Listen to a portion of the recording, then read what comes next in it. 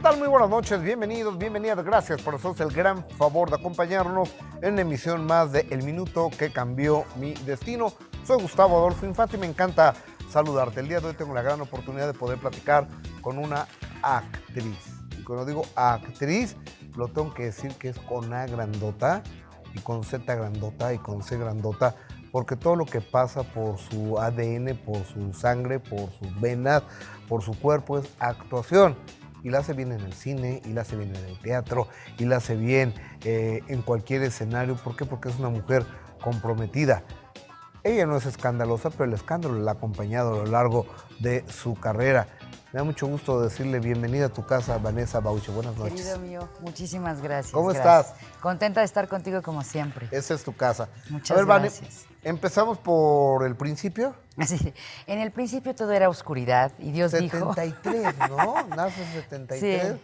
Si alguien me hizo el favor de publicarlo en Wikipedia, entonces ya no puedo disimularlo. ¿En la capital? Sí, la Ciudad de México. En la Ciudad de México. En la Clínica de la ANDA. Ahí está, hay una en donde clínica está la ahí. ANDA, la Asociación Nacional de Actores, la Antonio esquina. Caso y Ignacio Manuel Altamirano. Es correcto. Ajá. Esa esquina que ahora es estacionamiento de Antonio Caso, es todavía una parte del estacionamiento, queda como una torre, mini torrecita. Toda esa parte era una clínica de primer mundo.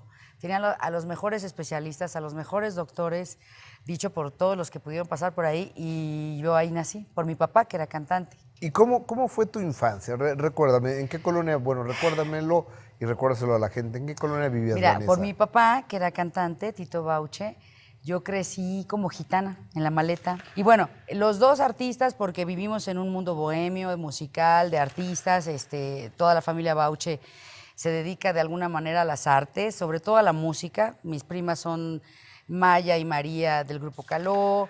Tengo otra prima que es cantante, hermana de ella, Oye, Samsara. es que a tus primas les dicen las Caruna, cuando Caruna Exacto. es un nombre. Exacto, Caruna Ajá. es María Ajá. Caruna, que es, su segundo nombre es Caruna, entonces de ahí agarraron las Caruna y bueno, pues ya se lo dejaron ellas. Pero Maya Pero es... son Bauche ellas. Gil Bauche, Ajá. hijas de José Roberto Gil, que en paz descanse, actor, y de Margarita Bauche, prima de mi papá. Entonces crecimos pues, en la carretera, básicamente, y en La Maleta. Entonces fue una infancia muy atípica, una niñez muy lúdica por una parte, porque mi papá era súper niñero, pero también por otro lado muy dura, porque tuvimos que aprender desde muy chiquitos a desprendernos de todo. O sea, nada duraba más de, ¿sabes? Todo era tus vecinos poco tiempo, la escuela poco tiempo, el barrio poco tiempo. Pero, ¿por qué viajaban con él?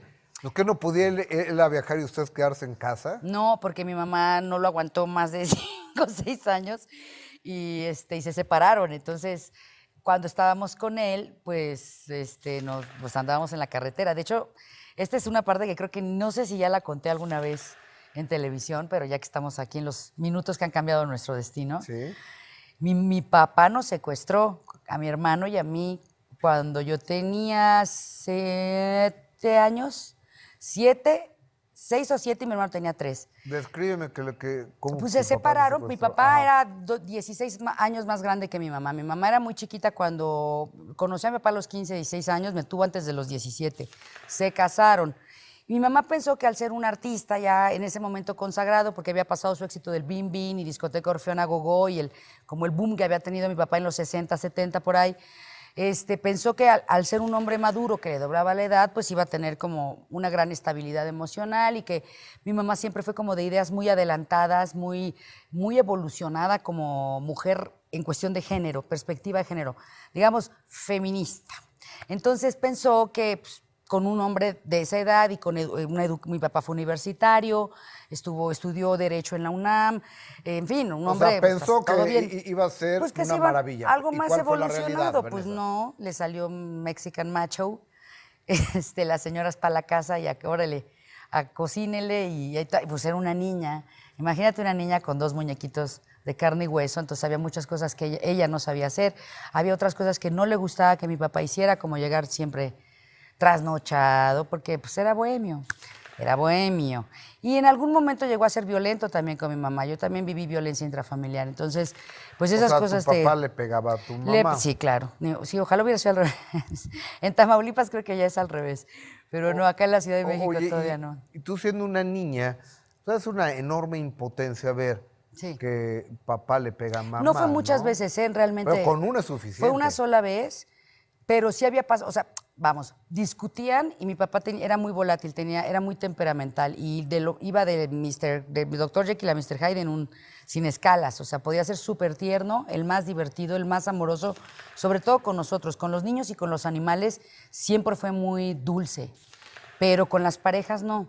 Fue muy volátil, muy posesivo, muy demandante, y eso fue lo que no aguantó mi mamá. La primera, o sea, la vez que me tocó a mí, digamos que actuar, quizás a lo mejor puede ser el primer Minuto que yo recuerde que cambió mi destino, fue una actuación que me aventé para parar una bronca entre ellos, ¿no? Yo tendría como 6 años, justo antes de que mi mamá se separara de él, nos llevara a vivir con ella, y entonces mi papá pasó a decir, ahorita vengo, voy a llevar a los niños al parque.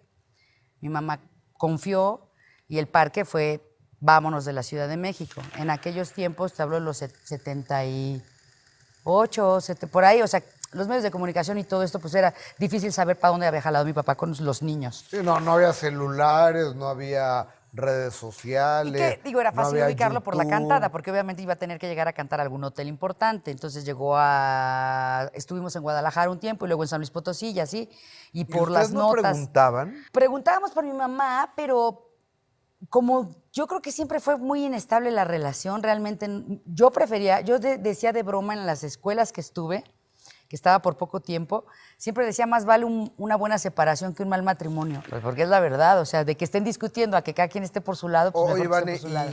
¿y cómo regresan con tu mamá? Porque Por un problema que tuvo mi papá. Mira, mi mamá se puso a buscarnos por toda la ciudad, por todo el país, tratando de rastrear los centros nocturnos, periódicos, notas, ver dónde salía que Tito Baucha estaba presentando, y con contactos y familia y gente que está en el interior de la República.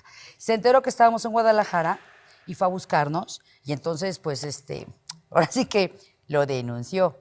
Oye, a ver, y así fue como o regresamos. sea, lo denunció, ¿llegó la policía? Llegó la policía, pero no precisamente por la denuncia que ella puso. Ella ya había dado con nosotros, pero la policía todavía no sabía dónde estábamos nosotros. Supieron que mi papá estaba cantando en un lugar y coincidió, que esta es una historia así tremenda, coincidió.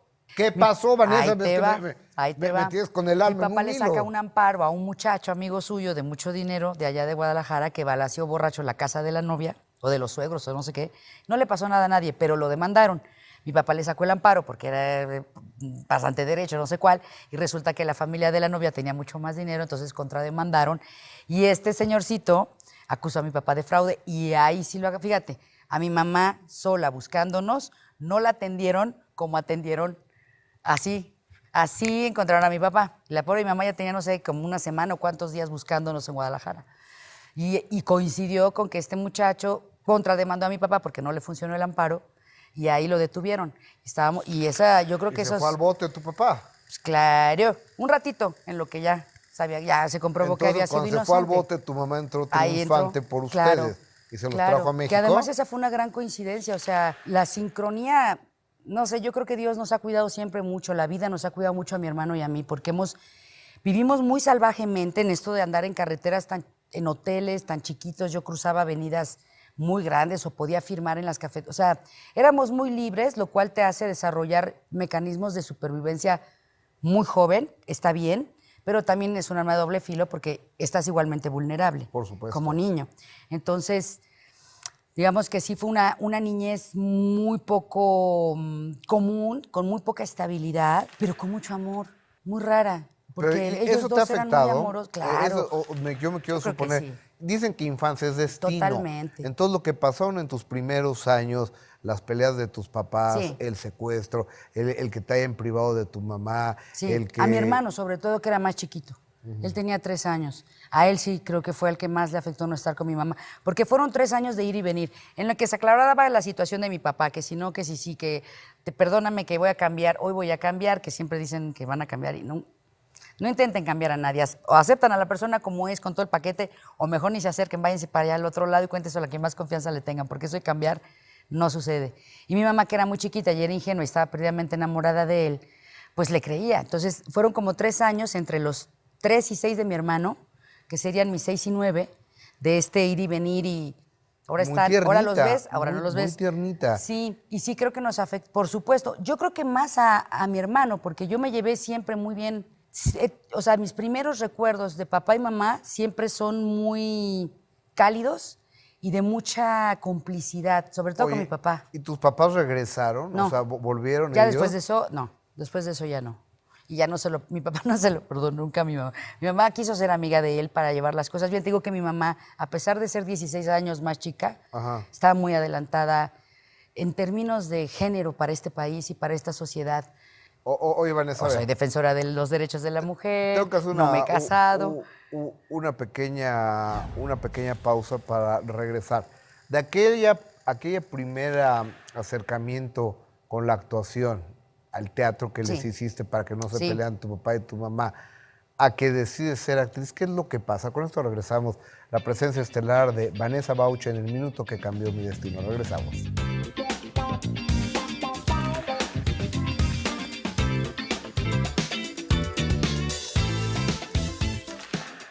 Vanessa, de aquel primer intento teatral de Exacto, actuación histriónico.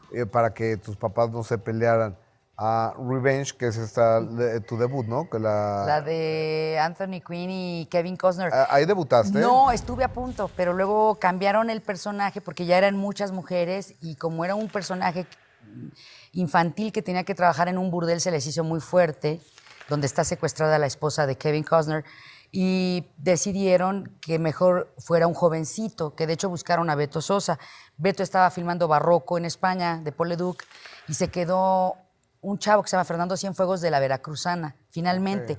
Pero para mí ese fue el mejor, la mejor manera de empezar por mi relación con el queridísimo Tony Scott, que fue una partida también muy dolorosa, pero gracias a la relación que tuve con él en todas las audiciones y eliminatorias, con el director, me di cuenta que el cine era el elemento que más me gustaba. Ya había empezado yo a estudiar actuación, Vale, y todo. ¿Por qué estudiaste actuación? O La sea, verdad, porque, mira, lo primero que hice fue cantar a los 2 años, bailar a los 2 años, en vivo. Me aventé, digamos, mi debut fue en Televisa Chapultepec, en Discoteca Orfeón Agogó, en Operación Convivencia con Paco Malgesto. Mi papá ya llevaba varias semanas como artista invitado y la gente llamaba y decía que se quede, y así. Entonces un día fuimos mi mamá y yo con él, yo tenía 2 añitos, y me solté de la mano de mi mamá mientras él cantaba en vivo y me puse a bailar. Me solté a bailar y entonces la gente le gustó mucho y la niña me empezaron a pedir más y yo me emocioné porque me gustó todo este rollo. Y mi papá dijo, la niña ni más, porque esto es un trabajo, esto no es para un bebé tiene que jugar y luego tiene que estudiar y luego jugar y ya. O sea, esto no es serio, es duro y cruel, y más para un niño. Yo insistí tanto en que quería regresar y me fasciné con la primera película que vi, que tengo el recuerdo súper vívido de esa película y de ese instante y de lo que me pasó con esa película que fue Jesucristo Superestrella. la primera película que tuviste. A los ¿Que 2 no habías años y visto medio. Bambi? No. ¿No habías visto? No, hombre, de bebé no, me traumo. No, lo primero que yo vi fue el musical de la obra maestra de Andrew Lloyd Webber, Jesucristo, porque mi papá, que era funkero y soulero y músico, explorador musical, co-creador del soul latino con Javier Batis y Santana, la recuerdo perfecto, pero tanto insistí que yo hablaba en bebecesco que según yo hablaba en inglés y cantaba la de I don't know how to love him.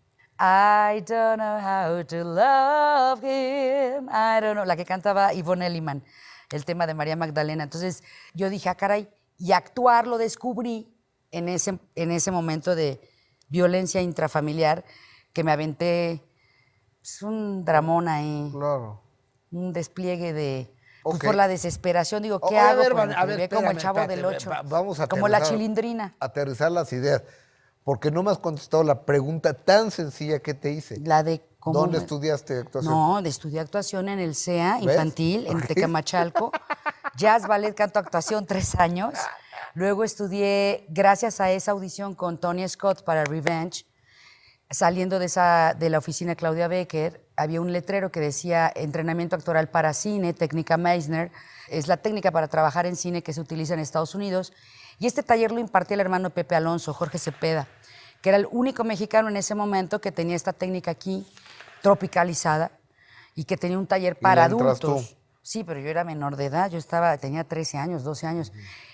Hablamos desde ahí por teléfono para pedir una cita y dijo, no, esto es en inglés y es para adultos. Entonces yo así de, primero conóceme, si no te sirvo, entonces me corres.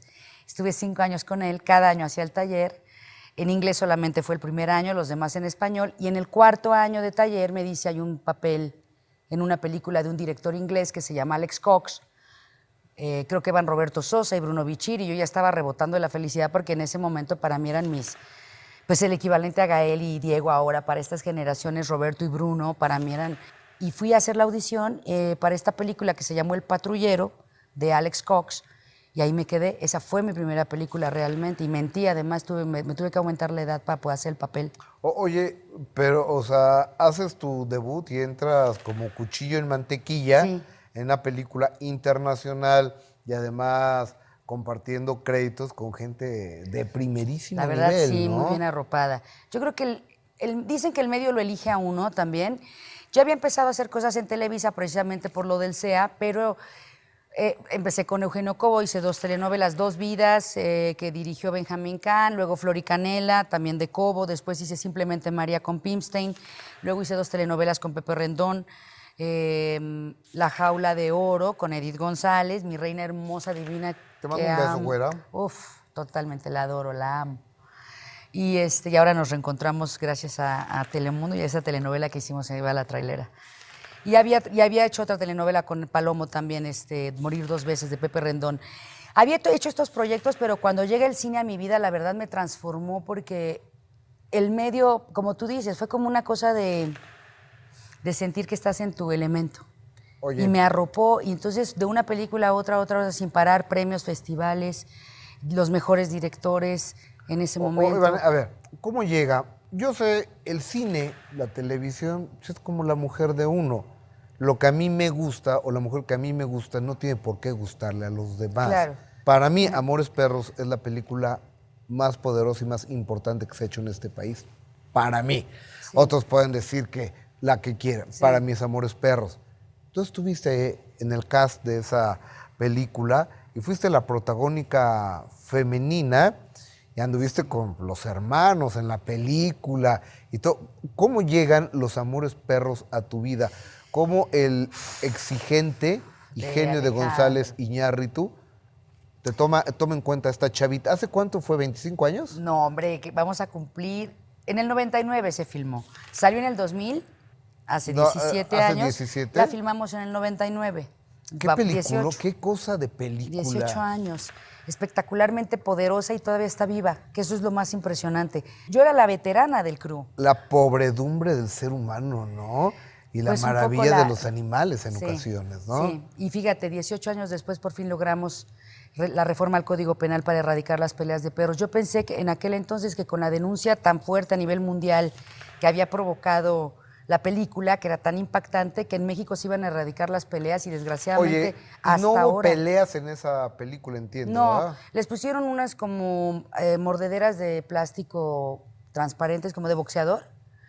Y de hecho, el negro... Sangre como de luchador. Sí, González Iñárritu se protegió porque sabía que Pita y todas estas, y sobre todo en Reino Unido y en Europa, se le podían venir encima. Hizo todo el making of de cómo se hicieron estas escenas y en algunas se ve cómo están moviendo la colita. Lo que pasa es que es un magistral trabajo de Martín Hernández, del diseño, y Daniel Hidalgo, el diseño sonoro, el diseño de audio, los ambientes.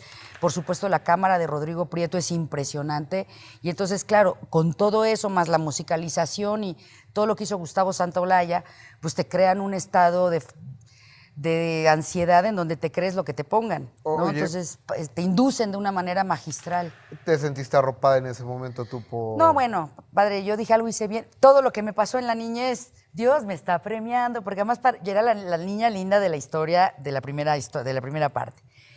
Era pues la historia de amor más fuerte, porque pues sigue siendo como la más memorable quizá, ¿no? Hubo una química entre Gael y yo extraordinaria, una gran complicidad entre los tres, entre Marco, Gael y yo, muy también fomentada por Alejandro, que me confió a mí como la tarea o la misión de entonarnos a todos. Gael venía de Londres, de estudiar 3 años teatro, entonces quería poner a prueba muchas cosas teatrales que no venían al caso. Entonces, era muy divertido porque, bueno, tuvimos que hacer trabajo de campo, que él escuchara. Tiene un oído excelente, Gael, excelente, es buenísimo para los acentos. Entonces, yo le dije a Alejandro, ¿sabes qué? Que nos manden al Chopo a comprarle cosas a nuestros personajes para que él escuche y se contextualice, porque va bajando del avión, tenía los días contados para que pudiéramos filmar lo de él y él se regresara a la escuela sin que supieran que había filmado la película porque lo corrían. Ese es un minuto que cambia tu destino, ¿estamos de acuerdo? Amores sí también, pero hay otros más pecudos. Ahorita me lo cuentas, pero Sí. también creo que no fue recíproco González Iñárritu contigo porque tú creíste en González Iñárritu en su primer película. Claro. No sabía si este muchacho era bueno o Sí, era sabía malo. que ya era medio fan de él como publicista y Ok. como locutor. Pero el día de hoy el cuate está triunfando a nivel Sí, mundial ya y no te desconoce. volvió a llamar. Triunfan y- A una pausa con triunfan esto. y desconocen. Con esto regresamos. ¿No la volvió a llamar González Iñárritu? ¿Es un mal agradecido o cómo está el asunto? Venimos.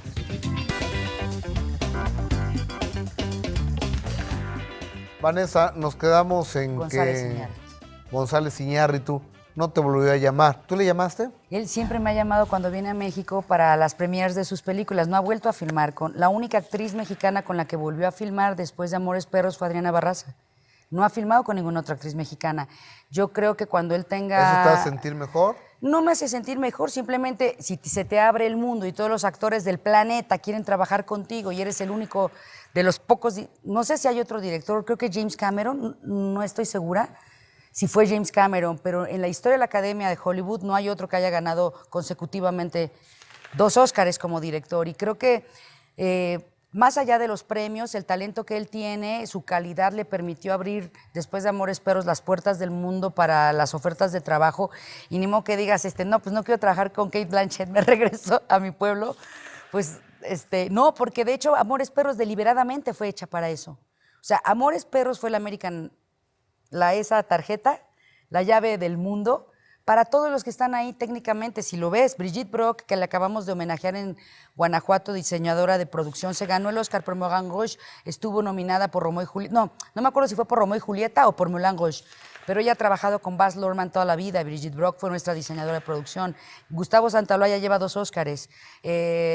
Guillermo Arriaga, en Cannes, con Tommy Lee Jones, que también estuvo en esa película, con Los 3 entierros de Melquiades Estrada y con Burning Plain, ganó muchísimos premios. Gael ya ni siquiera estaba aquí cuando hizo Amores Perros, solo vino a filmar, él ya estaba en Londres, ya estaba fuera.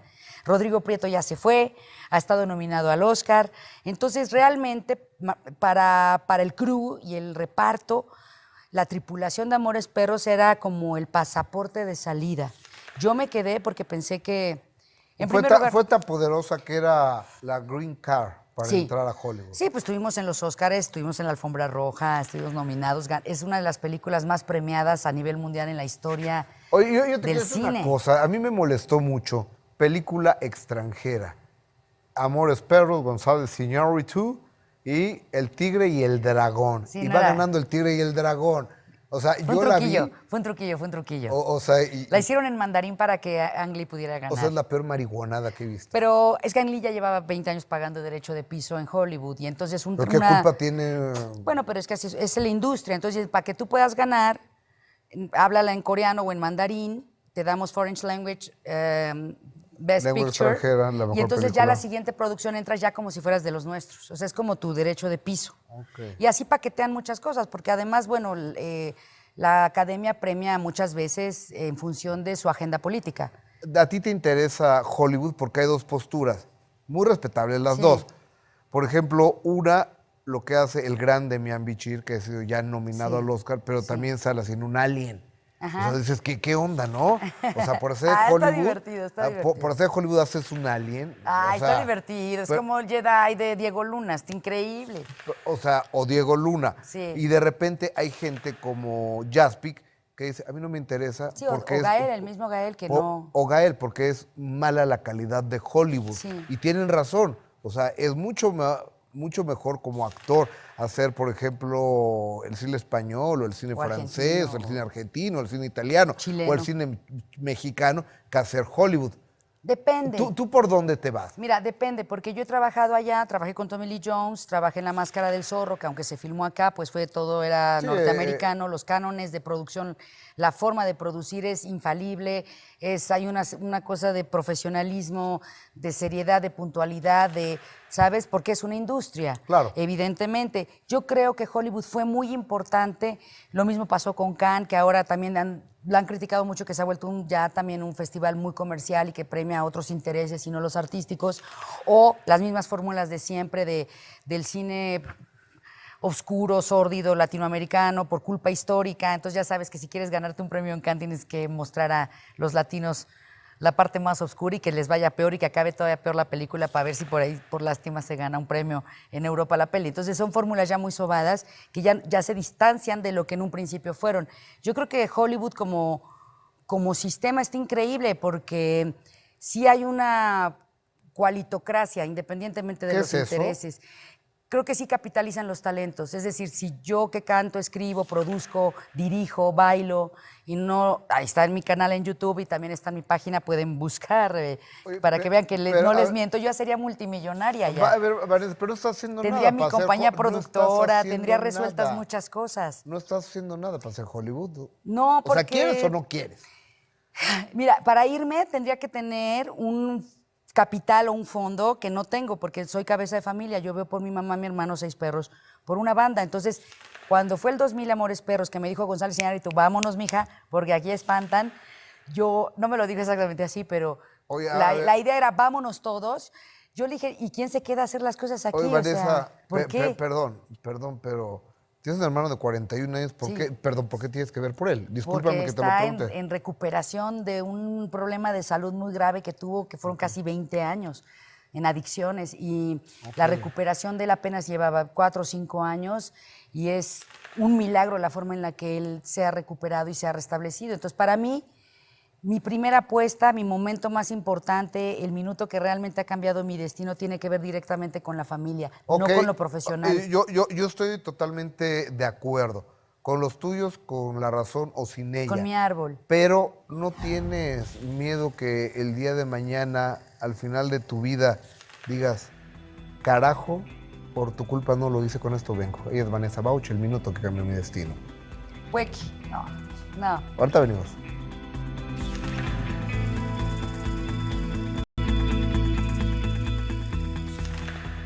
¿No te lo vas a reclamar a ti mismo el día de mañana? No, porque justo a eso, ahí te va, el verdadero minuto que cambió mi destino tiene que ver con mi árbol. A los 12 años, después del O sea, tu terremoto. familia.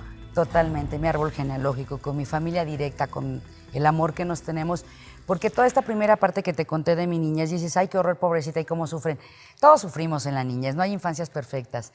Yo creo que lo más importante dentro de una familia disfuncional, funcional, es que haya amor y respeto hacia lo que tú eres como individuo, sobre todo si somos los más chiquitos de la casa. Y ese siempre lo hubo de los dos lados. El tema de que mi papá y mi mamá no hayan podido congeniar o que mi papá haya abusado, lo pagó, ¿sabes? Si lo entendió al final de su vida, yo creo que sí, por eso también se fue de una manera muy drástica, muy Se abrupta. suicidó. Ese es otro tema, pero la relación que ellos dos siempre tuvieron, o mi papá o mi mamá con nosotros, siempre fue de profundo amor, respeto y tú puedes todo. A los 12 años después del terremoto, me desmayo en la escuela, vivíamos nosotros en la colonia Roma, 97. no en el 85. No, pero 12 años después. No, yo tenía 12. Ah, ok, Yo era ok. 11, iba a cumplir 12. Recapitulemos, a los 12 Sí, años tú. ahí va el en destino, terremoto. el minuto que cambió mi Tu destino, destino, mi amor. realmente fueron 2 minutos de muerte clínica, que fui declarada muerta. ¿Cómo? Así me desmayé en la escuela, me llevaron a urgencias de Chilpancingo en la colonia Condesa y llegué en estado de coma y intentaron hacer todo, de pronto me fui y tengo toda la experiencia esta de, no un túnel donde vas viendo toda tu vida y eso no, pero viste la luz al final? Sí, no había llegué a un estado límbico, llegué a un limbo donde no había arriba, no había abajo, no había nadie, no había nada y hacía una broma muy macabra que yo no me daba cuenta en ese momento porque era muy chiquita, que a mi mamá le dolía mucho, que yo decía, jamás me he sentido mejor en la vida que cuando estuve muerta, ja, ja, ja, ja. Hasta que un día volteó a ver a mi mamá que traga grueso y se le hace el ojo remi y dije, ¿qué estoy diciendo? O sea, el ojo Porque por con ella me lágrima. regresé. O sea, a mí me declaran muerta, yo estoy feliz en ese limbo, en éxtasis, en plenitud, porque dicen que el cerebro segrega la droga más potente para que no te dé tanto miedo desprenderte de la materia y se te apague la computadora. Lo que se te apagan las aplicaciones y la computadora se cierra y todo, el cerebro segrega algo más fuerte que el opio, que la morfina, que la heroína, para que te puedas desprender. Yo creo que en eso estaba, porque pues, estaba bien a gusto, en éxtasis, en el nirvana, y de pronto escucho muy a lo lejos, ya se nos fue, hay que avisarle a los papás para levantar el acta de defunción. ¿Tú lo recuerdas? Claro, pero lo oí muy lejos y recuerdo, además de estar como en esa especie de huevo blanco donde no había nada y yo estaba muy a gusto, voltear así y en vez de ver así, vi hacia abajo un top shot. Me vi chiquitita como en una maqueta con unos fulanitos haciendo así resurrección, vi el monitor, la rayita de ti, dijeron ya se fue. Y pensé en mi mamá y en mi hermano. O sea, lo primero que pensé fue mi mamá y mi hermano. Dije, mi mamá no se merece esto. Yo no he acabado de estar aquí. Si yo me voy así, mi mamá se va a volverlo. O sea, era algo que no venía al caso en la historia familiar por ese amor que te digo que nos tenemos. Entonces, para mí mi familia siempre ha sido lo más importante. Que si un Oscar, que si no, que si 20 películas, que todo el dinero del mundo, los hombres, el sexo, la fama, el éxtasis, lo que tú quieras, es ego. Al final del día, la verdad, lo único que nos llevamos, como decían los Beatles, es el amor que fuiste capaz de dar. Es lo único que te llevas realmente. Y para mí, yo sé que hay 2 seres en el mundo que sin pensarlo darían la vida por mí y lo que fuera si estuviera yo en peligro, y son mi hermano y mi madre. Entonces, no hay nada más importante para mí que su bienestar. Y en aquella época, cuando Amores Perros, pues no me podía ir y abandonarlos porque pues, ya era un poco responsable de todos, de alguna forma. Empecé a ser cabeza de familia muy chica. Voy a preguntar algo que puede ser una superficialidad, pero 6 perros. O sea, yo tengo 3 y son un demonial. Ay, mi chiquititos 6 es el bonitos, doble. Los amo, son unos reyes. Una casa muy bonita, gran. Afortunadamente, hace 4 años que vino el proyecto de la clínica de reconstrucción familiar, de rehabilitación Bauche, decidí adoptar nuevamente a mi mamá y a mi hermano.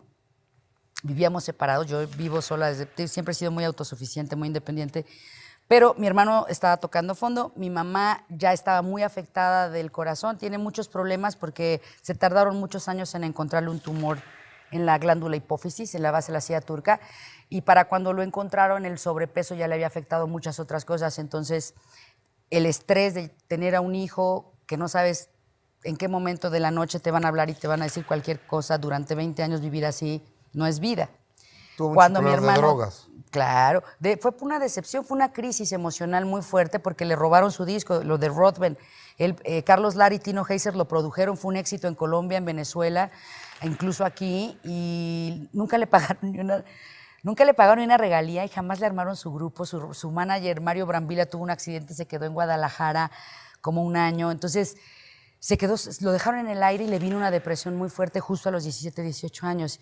Y ahí empezó como su camino, pues. Afortunadamente, hace 4 años, 5, dijo, ahora sí ya, help, ahora Ayuda. sí. Y ahí fue cuando yo dije, a ver, ¿qué no hemos tenido en toda esta historia que ya les compartí?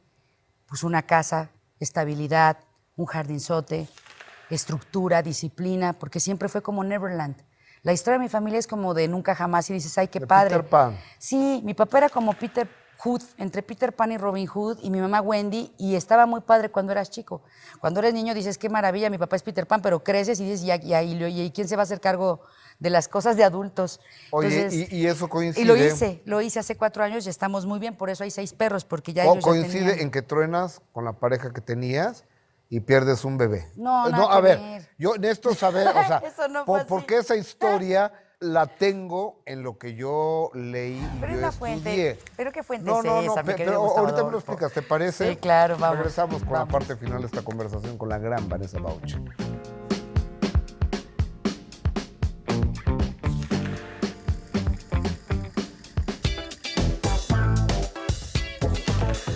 Estás en la recta final de esta deliciosa conversación con la señora Vanessa Bauche. O señorita, señorita. Seño, para no errarle. Y sus 7 vidas. Y sus 7 vidas. Sí. Oye, Nos quedamos en que si el hombre me abandonó y a me ver, deprimí y o sea, morí. pero perdiste un bebé. Sí, por un problema de miomatosis que nunca me avisó el ginecólogo. Hay un mioma y los miomas crecen con las hormonas. No sé qué es eso. Los miomas no son unas bolitas de hormonas que crecen. Es muy chistoso porque depende también si eres una persona como muy fértil, con muchos óvulos, con muchas hormonas, como muy hecha para tener 800, no 6 perros, 400 hijos. Es más probable que tengas eso si no cumples con la función de la maquinita.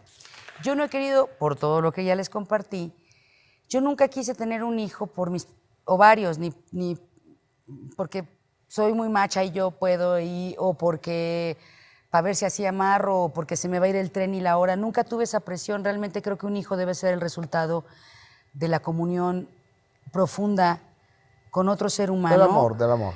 No solamente el amor, el compromiso, porque más allá del amor está el compromiso independientemente de lo que pase con la pareja. Qué bonito hablas. Ya trajiste a un tercer ser que va a depender de esas dos personas como guías siempre, los va a tener como guías. Si esas dos personas no están claras en ese compromiso, ¿para qué? Okay. ¿Sabes? Se me hace súper egoísta. Entonces decidí que no. ¿Cuántas semanas de embarazo llevabas? No, 3 meses, pero me lo avisó desde la primera semana el doctor, nos lo avisaron, que no era muy factible que se lograra por el producto porque el embrión estaba súper chiquitito y el mioma estaba posicionado en medio del útero y que iba de por sí era mucho más grande que el embrión y con el embarazo, que es la fábrica de las hormonas, iba a crecer muchísimo más y lo más seguro es que lo aplastara. Es doloroso eso, ¿no, Vanessa? Perder un bebé. Sí, sobre todo cuando ya dices, bueno, pues ya pasó de una manera además milagrosa, la verdad, porque no había, ahora sí que se usaron todos los métodos preventivos para que eso no sucediera y sucedió. De hecho, les aviso que la pastilla del día siguiente no sirve si toma nada más una, amarra más y consúltenlo con sus doctores porque eso es un engaño, es una trampa. Tienen que recurrir a otros métodos. ¿Ya lo utilizaste? Sí, cuando nos dimos cuenta que ahí había pasado un accidente y dijimos, caray, bueno. O sea, a ver, ¿la tomaste cuando viste que había pasado lo No, que nosotros lo habías tomado al otro día? Teníamos el sombrerito porque sin gorrito no es pachanga. Ajá. Y eso son políticas de la empresa, Sí, riguroso sí. traje de látex, Sí, compañero. Sin globo no hay fiesta. Sí, sin globito no hay pachanga. Y eso es políticas empresariales. La rigurosa etiqueta se rompió. Dije, no importa, yo estoy usando mi método anticonceptivo. Y nos entró la duda porque lo que sentimos, lo que compartimos en ese momento fue algo tan luminoso, incluso vimos fuego, o sea, vimos luz. No, pues ha estado muy fuerte eso, ¿no? Sí, por eso te digo que esa historia de que el hombre me abandonó y que me dio una triste Pero depresión. ya tronaste con esa persona, supongo. Sí, o sea, no, es que no había un plan de... Soy una persona muy moderna y muy abierta y muy liberal. No creo no soy una persona codependiente ni creo en que me tengo que casar para ser feliz y tener una pareja o vivir una sexualidad con responsabilidad. ¿Tienes pareja actualmente? No. ¿Amante? A lo mejor. O sea, eso sí o eso no. A veces. Oye, Vanessa, y... No me acuerdo porque una dama no tiene memoria. Haces bien y te felicito. Pero ese momento, ¿sabes qué pasa? Y te lo digo de verdad, compañeras, compañeros, si van a tener un hijo, se siente cuando concibes. O sea, el momento de la concepción sí se siente, si hay realmente una comunión compartida con el otro, y creo que esa es la única manera en la que uno tendría que llegar aquí. Señoras, señores, ustedes están viendo qué bonito habla Vanessa. Desde niña así es. Yo la conozco hace... Ya me mesuré. 30 años y así hablaba la chamaca. A los 12, 13 años así hablaba. Entonces, así va... Dice mi papá que es porque nací de 10, decía mi papá. Yo creo que sí. Ya tú naciste como de 10 años. Hablando de tu papá, ¿qué evento? O sea, ¿Qué le pasó? ¿Qué más puede cambiar el destino de alguien que tu papá se suicide? Pues obviamente te trauma, te pega, aunque de alguna forma, por lo que ya les compartí, al ser un personaje tan poderoso, tan fuerte, tan proporcionalmente constructivo como destructivo, porque ese era su temperamento, lo mismo podía construir un espectáculo, una canción o aventuras maravillosas y fantásticas y con la misma facilidad podía él ser su propio enemigo. Creo que nunca se sintió... Yo creo que se descontroló, lo diagnosticaron mal en el Instituto Nacional de las Enfermedades Respiratorias, en el INAI. ¿Fumaba? Lo diagnosticaron mal, él fumaba y entonces le dijeron que tenía cáncer pulmonar en fase terminal. Le empezaron a meter morfina, que porque ya le quedaba muy poquito tiempo de vida para que se fuera a gusto, tranquilo. 2 veces al día o 3. Y de pronto yo insistí en que se le hiciera una biopsia. Me dijeron, ¿para qué? Nada más se va a ir más rápido. Le digo, ¿y para qué quiero que se vaya más lento? Pues si se va a ir, ¿para qué lo hacemos sufrir? Quiero una biopsia en cuanto lo estabilicen. Hicieron la biopsia y me dijeron, el que lo operó me dijo, está invadido. Tengo 25 años haciendo esto, está invadido. Le dije, ¿no cabe alguna posibilidad de que sea otra cosa? Uy, pues sería una en 6 millones. Pues fue una en 6 millones porque en esa época, que en este mes de agosto está cumpliendo 10 años de fallecido, hace 10 años no estaba diagnosticada le decían neumonía atípica a la influenza. Y decían que era un nuevo brote de tuberculosis, que ahorita lo están anunciando apenas. Desde hace 10 años ya estaba en la Ciudad de México. Pensaron que era ese nuevo brote, no sabían que era influenza. Entonces lo malatendieron, lo dispararon, le cortaron digamos que lo dejaron en un brote psicótico porque le cortaron de golpe la morfina y se fue. Oye, Vane, obviamente hay mucho dolor cuando Sí. muere un familiar, un papá, y cuando se suicida. O sea, pero Depende. ¿qué más hay? ¿Te enojaste con No, él? para nada. No, hombre, al contrario, mi papá no se quitó la vida, se quitó la muerte. Él no estaba contento, él estaba sufriendo mucho. Él, de esa enfermedad mal atendida, le quedó herpes zóster, que son como si te electrocutaran. Son dolores intensísimos que ya nunca se quitan, se vuelven crónicos. Estaba pasando económicamente muy mala racha, por eso Héctor Suárez le dio espacio en su casa en Cocoyoc para que se recuperara. Digamos que anímica, económica, llegar a esa edad con el ego de mi papá, con su sensibilidad, llegar a esa edad en esas condiciones, ya no era digno tampoco para él. Entonces, yo lo entendí como si hubiera sido una cuestión de honor samurái.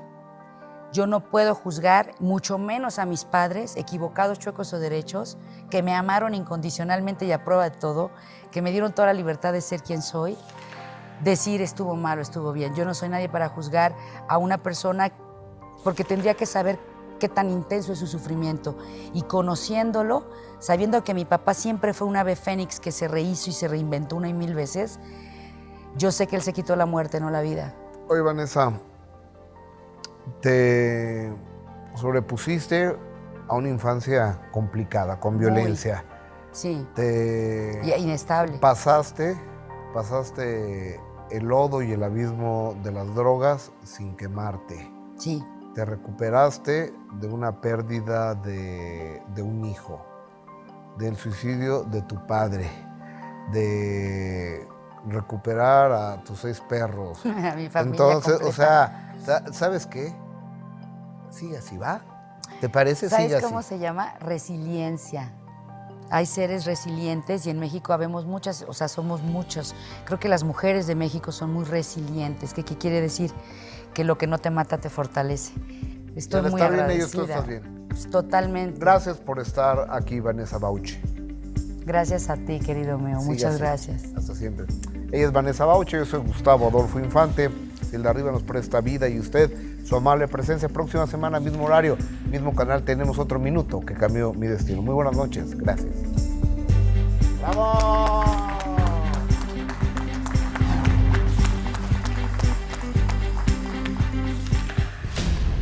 Y con mis hermanos, si no los vuelvo a ver de aquí a que me muera, me da igual.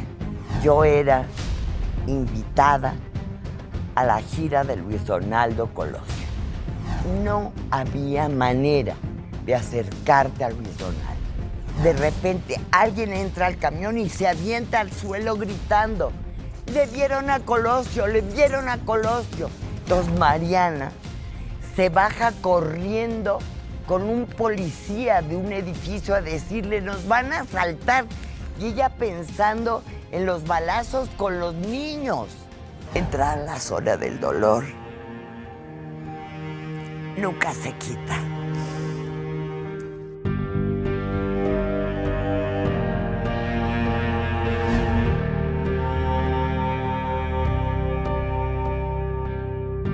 El minuto que cambió mi destino. Sábados 9 p.m. Participa en Imagen Televisión.